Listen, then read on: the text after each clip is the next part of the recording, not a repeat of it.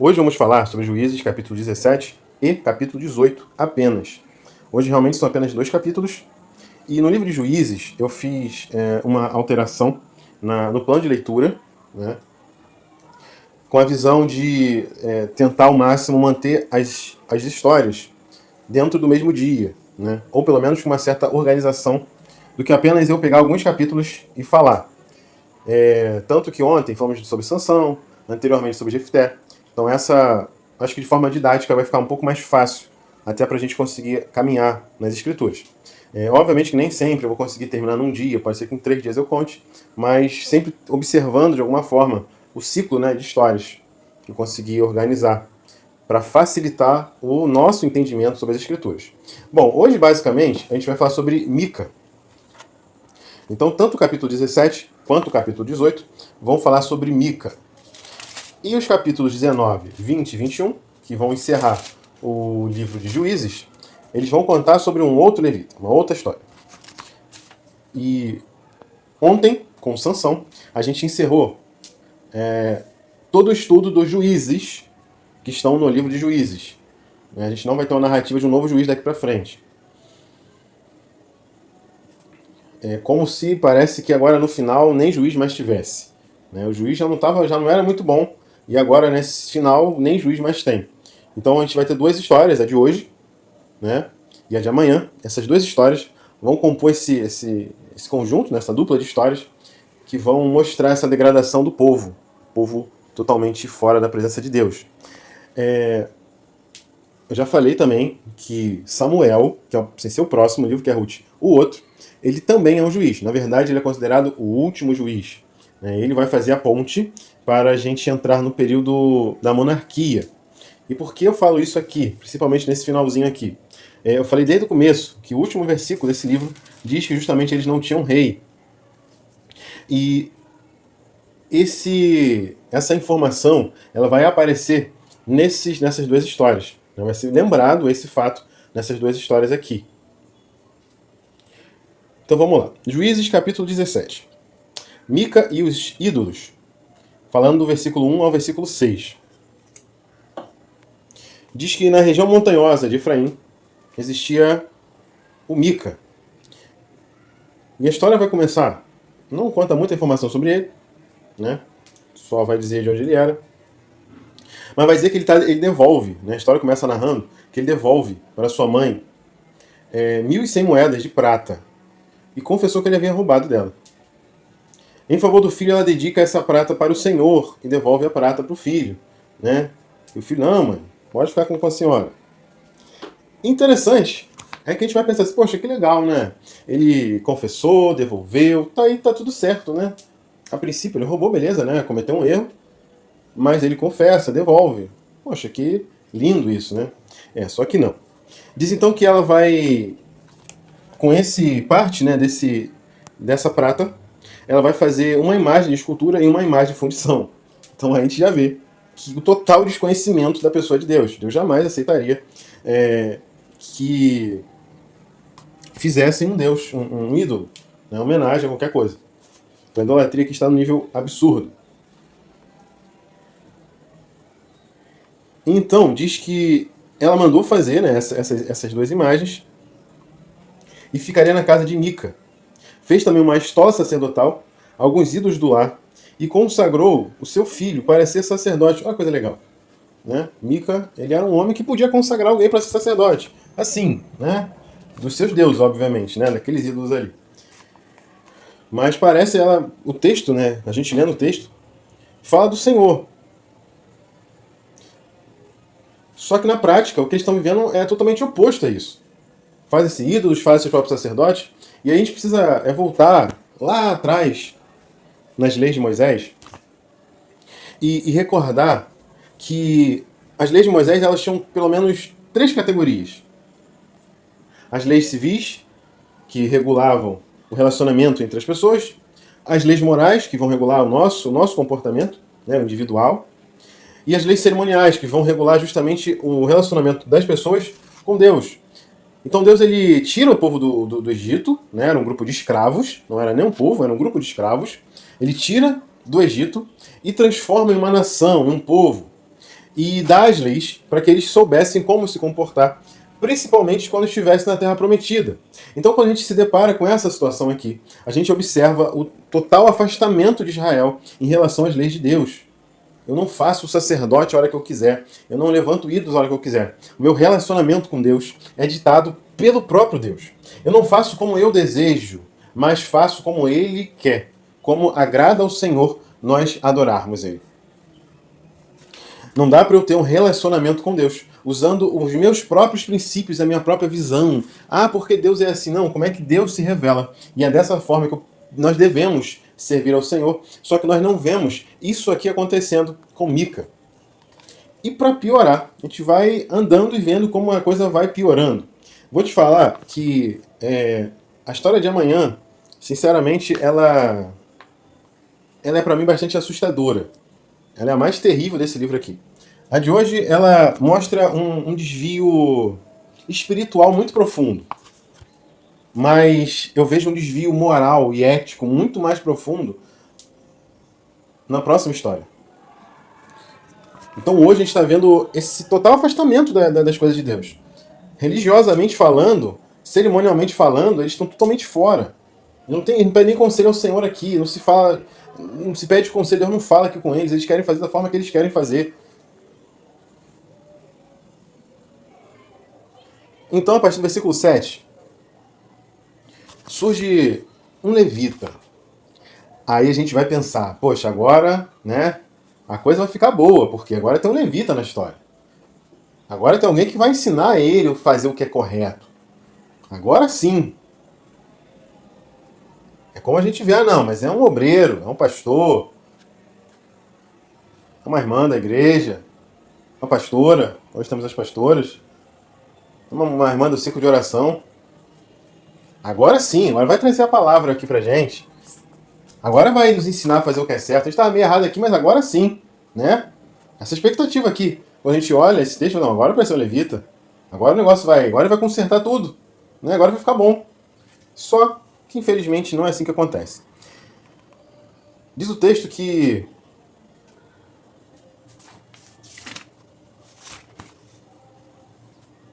esse jovem levita, ele foi para a região onde Mica morava e foi contratado por 10 moedas de prata por ano para ser uma espécie de conselheiro e sacerdote. Bom, nós vimos a lei sobre os levitas e eles trabalhavam no templo e não recebiam nada. O que eles tinham de mantimento e tudo mais vinham de algumas ofertas. Nós vimos que algumas ofertas era liberado o sacerdote, né, o levita, se alimentar daquilo ali. E não dessa forma que a gente está vendo. Diz então que esse jovem vai morar na casa de Mica como um filho. Ele vai tratar ele muito bem. Nesse ponto até que ele foi um cara bom, né? Não foi maldoso com ele. Então Mica, não sei quem deu essa autoridade para ele, vai consagrar esse jovem levita como seu sacerdote.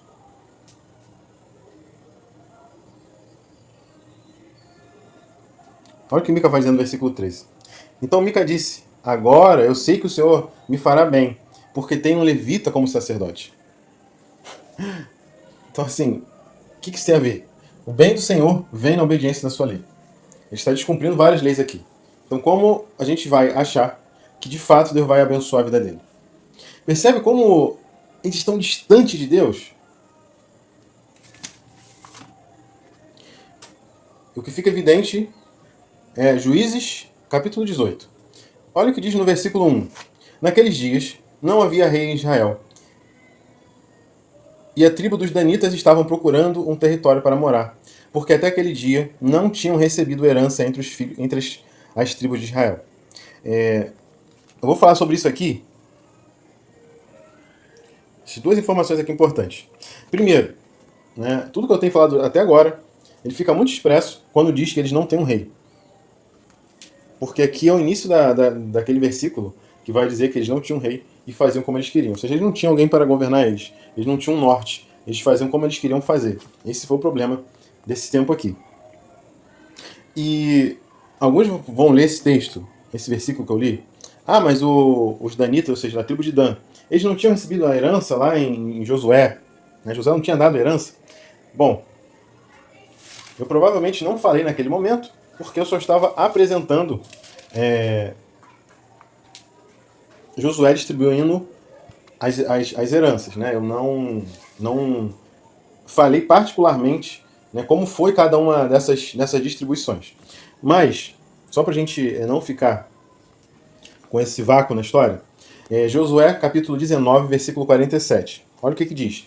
Mas o território dos filhos de Dan era pequeno demais para eles. Por isso os filhos de Dan foram e atacaram Lecém, e a tomaram, matando os moradores a fio de espada, e tomaram posse da cidade. Foram morar nela, e lhe chamaram Dan, segundo o nome de Dan, seu pai. Então eles saíram, né? E aparentemente, pelo que o texto fala aqui, eles ainda não conseguiram entrar na terra deles. E esses homens, então, de Dan, eles vão aparecer nessa história e não vai ficar fácil para Mica. Vai dizer, então, que eles vão reconhecer esse levita e pedir para que ele consultasse o Senhor. E ele vai dizer, vão em paz, o caminho de vocês está sobre as vistas do Senhor. Estavam tentando procurar uma terra ali para eles. Diz o texto, então, que os 5 espias percebem que a terra era boa e fácil para conquistar. E passam um relatório positivo. A gente já viu que essa questão do espia é algo comum.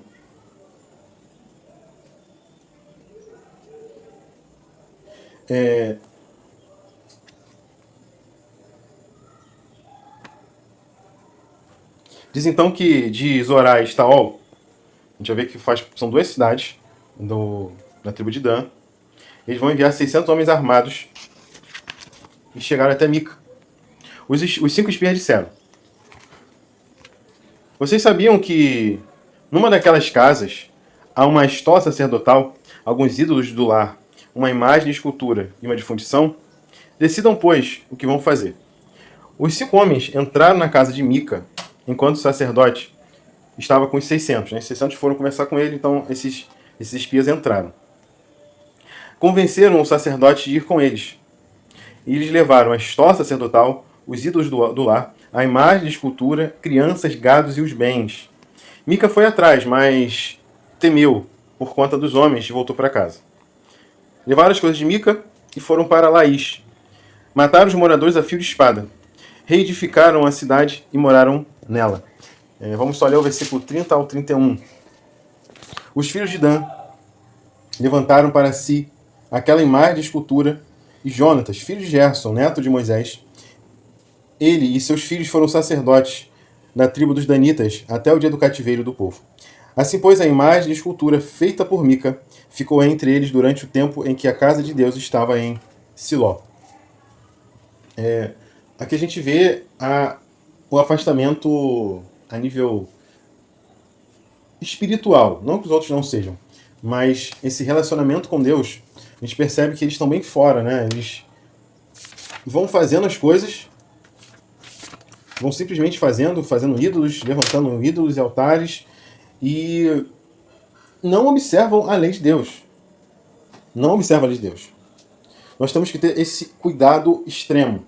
Cuidado como a gente se relaciona com Deus. Porque a gente às vezes acha que está realmente se relacionando com Ele, mas às vezes está fazendo isso da forma errada. É Deus quem nos demonstra como devemos tratar o próprio Senhor. Hoje eu vejo um tratamento muito superficial sobre Deus. Não quero entrar em méritos de se eu tenho que chamar Deus de Senhor ou de você. Mas eu vejo que os grandes homens de Deus, eles todos tratavam Deus como Senhor. Então, eu acho estranho, no nosso tempo, nós tratarmos Deus como qualquer pessoa. Alguns vão dizer, mas ele é o nosso pai. Só que a figura de pai para aqueles que estão no Oriente, não é o pai que a gente tem aqui. Existe um respeito. Existe um entendimento de que o pai é uma autoridade. Então, eu posso me aproximar do meu pai? Sim. Só que eu preciso respeitar ele. Preciso entender que ele é uma autoridade. Então, quando você chega a Deus, mesmo entendendo que ele é pai, e de fato ele é nosso pai, nós precisamos entender que ele ainda é o nosso Senhor. Ele ainda é o nosso Deus. Ele ainda é o nosso soberano. Ele é o nosso rei. Então, por isso, não dá para eu me achegar ao Senhor de qualquer forma. Nós vimos que para que a presença de Deus ela fosse manifesta no meio do povo, ali na Arca da Aliança, Deus ele fez todo uma complexa estrutura de coisas para que ele pudesse habitar ali. Sacrifícios, elementos, enfim, tudo isso é para que a presença de Deus habitasse no meio do povo. Então hoje nós queremos carregar essa presença de Deus, que é a pessoa do Espírito Santo que habita em nós. De qualquer forma, não tem como. Não dá. Nós precisamos entender que a forma de se relacionar com Deus é revelada nas Escrituras. Como Deus deseja ser tratado, nós devemos tratar a Ele. Como devemos nos achegar ao Senhor, devemos nos achegar a Ele. Não como eu quero, não é como eu acho, não é como eu acho, com o meu entendimento, não, mas os tempos mudaram, é tudo mais moderno. Eles pensaram aqui que tudo era moderno agora, não, agora pode ter uma idolatria no meio. Hoje a gente pode não ter, no nosso tempo de hoje, um ídolo. Mas quantas práticas e quantas coisas a gente faz hoje e acha que isso traz a presença de Deus. E eu não quero ser legalista, né, e falar sobre roupas, não, porque tem que estar assim, porque tem que estar assado, apesar de eu ser tradicional quanto a isso, eu também não posso olhar as escrituras me ordenando isso, são entendimentos humanos, mas eu preciso me achegar a Deus da forma correta. Isso é fato. A Bíblia nos deixa claro sobre essas histórias aqui. Enquanto Deus, isso aqui é uma situação errada, está fora da presença, porque eles querem fazer como eles querem, e tudo eles levantam um ídolo. Ah, Deus me abençoou, vou levantar um ídolo. Deus me deu graça, vou levantar um ídolo. Não funciona dessa forma. Nós devemos observar as leis do nosso Senhor e vivê-las. Amém? Que Deus te abençoe. Que Deus nos ajude a cumprir os seus mandamentos, a entender que as leis cerimoniais traduzidas na pessoa de Cristo precisam ser vividas de forma integral, não de forma parcial, não da forma que eu quero, mas da forma que o nosso Deus merece ser adorado, merece ser reverenciado. E Ele não divide a sua glória com absolutamente nada. Só existe um trono que o nosso Deus está sentado. Ele não divide com pequenos tronos de outros deuses. Ele é único, Ele é soberano. E como tal, Ele é digno de somente Ele ser adorado para todo sempre. Que Deus te abençoe em nome de Jesus. Amém.